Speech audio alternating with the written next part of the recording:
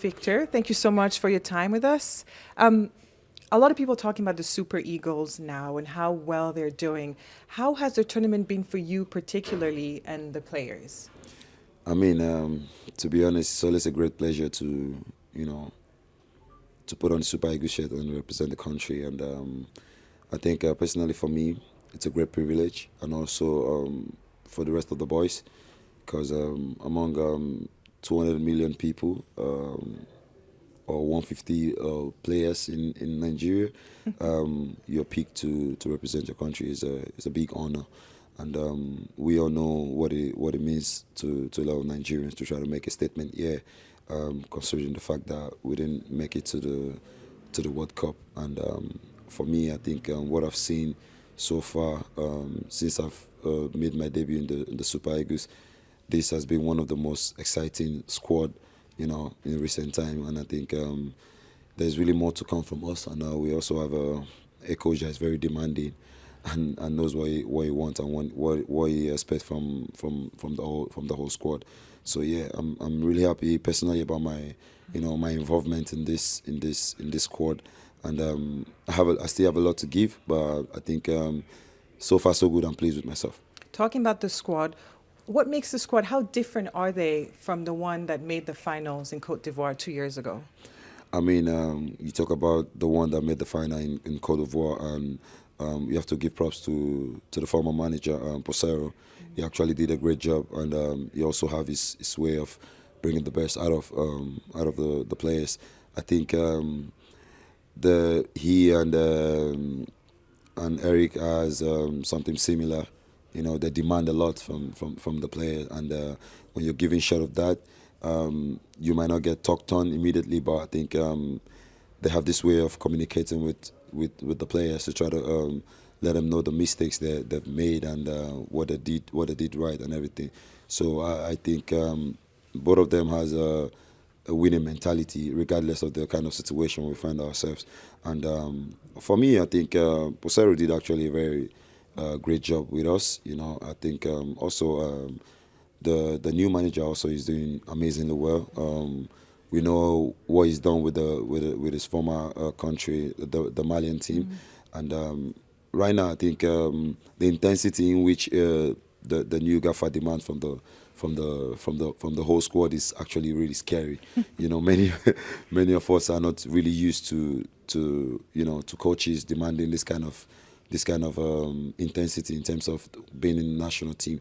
But Is that more like about the attacking flair? Because people talk a lot about how now the Super Eagles are scoring a lot of goals and keeping a clean sheet. yeah, I mean, for every goal we concede, we get punished the next day in training, like in a good way actually. But just like I said earlier, he's really a demanding coach, and from the first day he spoke to me, I know he's a person that has vision for this squad, for our country, because now he's Nigerian also.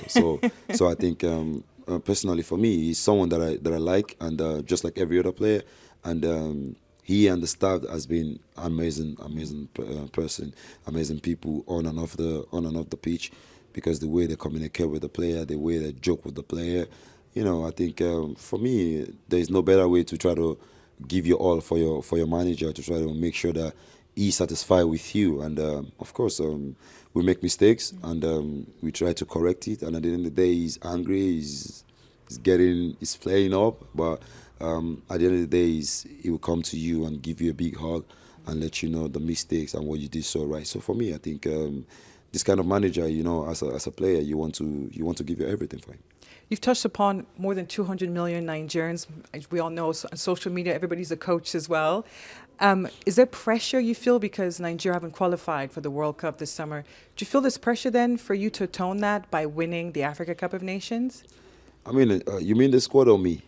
Both, I guess. I mean, personally, for me, I think I've come a long way in my career. I think for me, I never felt any pressure, at least for a few years now. There is no pressure. The only pressure that I have for me is to continue to improve as a player and as a man. So also for the squad, because you check the squad, we have almost 70% or 80% of experienced players that have played football at the highest level. So for me, I think the whole squad is calm. We're just doing our job. We're just doing what the coach ordered us to do on the pitch and how he wants us to play. So for me, I think he deserves the praise as well as the rest of the squad because to be honest with you, we've been playing amazingly well. I think we've been doing so well that when we look at the video, for each action the coach shows us, we always clap for ourselves because I mean, we know we had the squad, we know we had the talent to play, but now we've gotten someone that that knows how to put this talent in places, that knows when to unleash the beast he has in his corner. So for me, I think I'm really pleased with the squad. I'm really happy about the mentality of the whole squad. I mean, it's not just the leaders of the team, but everyone has to take responsibilities, and to be honest, everyone is doing that, and I'm really happy about that. There's a lot of talking point with you when it comes to Rashidi Yekini's record. You're 2 goals short of equaling and breaking his record. I know you've spoken about how, you're not comparing yourself to him. For many, he's regarded Nigeria's greatest goal scorer. But when the dust settles, what would it mean to you to equal and break that record? Because you are very close. I mean, to be honest with you, most of the time, I really don't know about who is holding the record as at that time. So when they start coming out, and I got a few close friends that show me and try to motivate me that you can do it, you can do it, you can do it, and I know that I have the ability to do it considering the kind of amount of talent that I have around me in the national team. I know that I can do it, but at the same time, it's amazing to be up there with the greats. To know that what I'm doing now, I've dreamt of it as a young child, watching the Super Eagles play. Although I didn't watch Mr. Rashidi Yekini in blessed memory, but I didn't watch him play. But he's done something that have inspired a lot of people that inspires me. Also like Odion Igalo, in which I draw a lot of inspiration from, as well as Obafemi Martins. So for me to be up there and on the verge of trying to break this record, is something that I will never forget in my life. It's something that I will hold on higher esteem. So for me, it's an honor, to be talked in a almost in the same conversation with the great Rashidi Yekini. So to be honest with you, I'm trying to look forward to, to I don't know, to qualify the way I feel. But to be honest with you, just like I said earlier, and I'll keep on saying it, Rashidi Yekini is the greatest striker of all time in terms of the Super Eagles. And of course, many other Super Eagles strikers also inspire me. But I draw so many inspiration from Odion Igalo and Obafemi Martins because these people are, these are people that have also come through for me when I needed this one or two advice, and they've helped me also in my career so far going forward. And I won't forget Onazi also. He's actually a big brother to me. So for me, I think these guys have, whatever I achieve here, I attribute some of them to these guys. And of course, there's a big semi-final game against the host Morocco. Are you feeling pressure at all coming to face one of the tournament favorites? As well, Nigeria now as well are one of the favorites. I mean, they have a very good squad, talented players, But I think we are one of the most feared team in this tournament. Considering the kind of talent we have in the squad. But I think there is no pressure within the camp. There is no pressure. We don't even talk about it within ourselves. We just take one game as they come. We just play the very big nation, Algeria. We just display something that the whole world see that, these guys are really up for this trophy. But just like I used to say, it's not going to be easy. Of course, the Moroccans are playing in front of the thousands of their crowd, which is an advantage for them. But I think many of us here has played in a stadium where there is 80, 90 capacity. So for me personally, there's absolutely no pressure at all.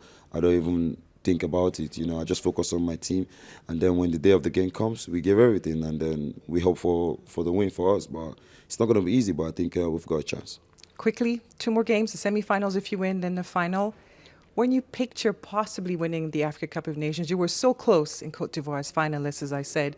When you picture holding that trophy in your hands, what do you see? What do you feel? What do you think? I mean, fulfillment, I think, to be honest with you, if we do this, it's going to be massive for us. It's going to be massive because the last time that we won it as a country is 2013.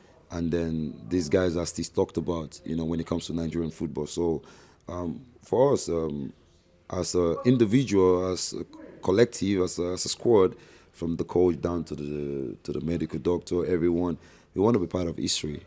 We are not here to make up numbers, and we've shown that since the start of this tournament. And for me, it's going to be, I don't know how to put it, but the excitement is going to be crazy. But I think for us, just like the rest of the players also have in their head and the back of their mind, I think we want to win this trophy. We really want to win it. And just like you said, the 2 finals, which is one of the most important 290 minutes or 120 minutes to play for, is the most important in our career. But I think there is no pressure, just like I said, within the camp, there is no pressure. On Wednesday, we're going to go there, give our everything, and also try to get the win, which is the most important thing for now. And then we talk about the final. And finally, if Nigeria do win a few days later, Champions League with Galatasaray, your club, Atletico Madrid, will you be playing in that? Of course, definitely. Of course, I think I miss them, and my country needs me, and I'm here. I'm giving my everything, which they understand also, and they've been supportive from afar. But after I'm done here, I have to go back immediately to try to be in the squad, to try to see if I can add 1 or 2 things also in the squad, just like I've always done. But first of all, I'm looking forward to Wednesday and then the final, inshallah, and then we'll see what happens. What do you expect in the Champions League with Galatasaray this season? What are your aims? How far do you think? I mean, the club has set, objective for the season, and then the Champions League, to go far, to try to make a statement. The Champions League will mean a lot to the whole Galatasaray fan worldwide, and myself and the rest of my teammates, we have this at the back of our mind. That's why we're trying to make a statement. We're trying to give everything. Of course, we lost the last game against Monaco, and then I think it's at the back of our mind now. We just want to focus on the next one, which is against Atletico. Of course, a very great team, which is not going to be easy. But I think we've got the squad to execute that game and to try to get the win. Thank you, Victor. All the best with Nigeria. Thanks for watching this video from Morning Footy. For all news and insights regarding leagues around the world like EFL, Serie A, and all UEFA competitions, both men's and women's, don't forget to sign up for Paramount+.